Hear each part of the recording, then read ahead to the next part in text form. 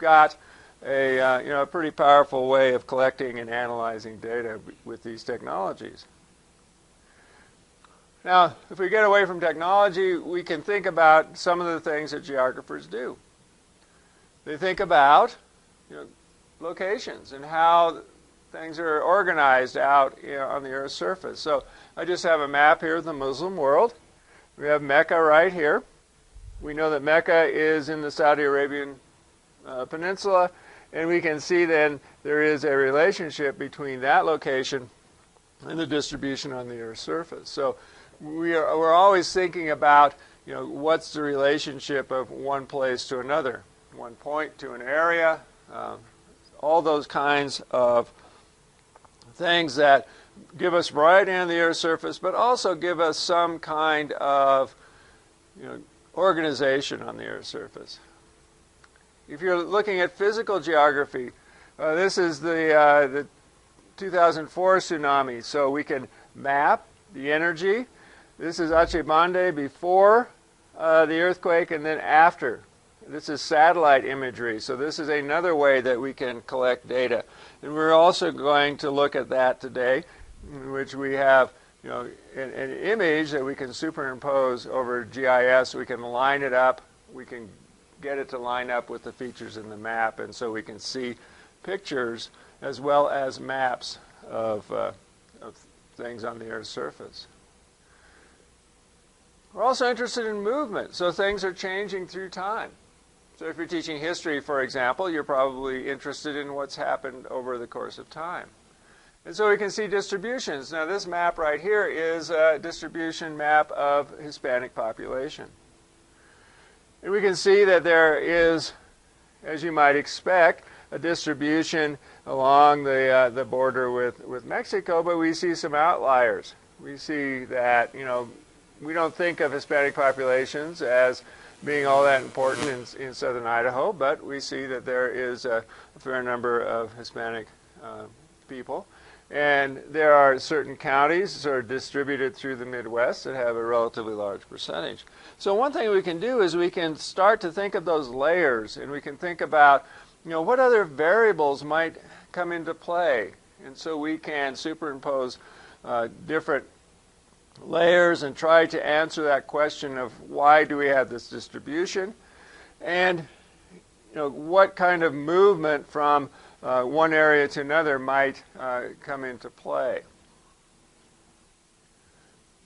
We can also think about how humans affect natural systems. On the right we have an image from the Amazon.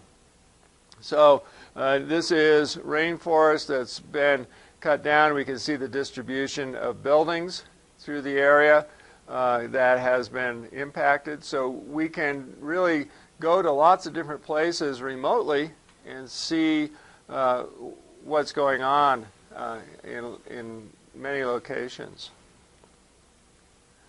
And we can also predict the future.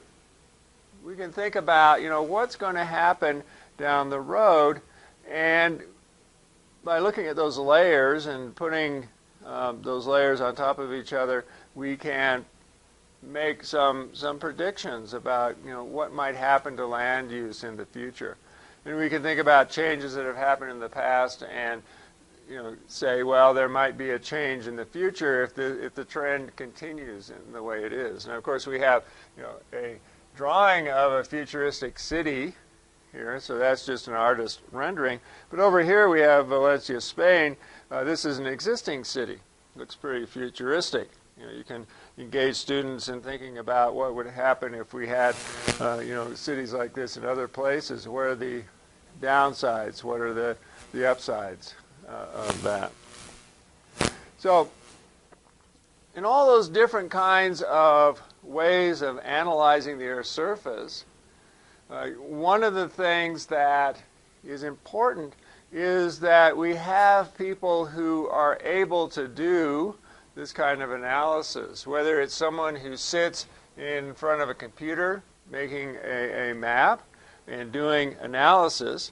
Just making a map is only the beginning.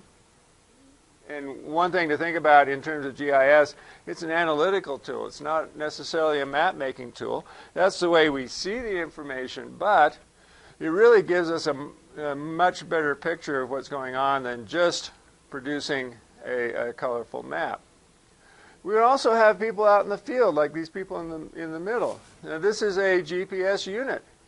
These are people who work for a utility. They're over a storm drain. They want to know information about things out there on the Earth's surface. And so these folks, have the training to do the kinds of data collection that we, in the past would have used surveyors for.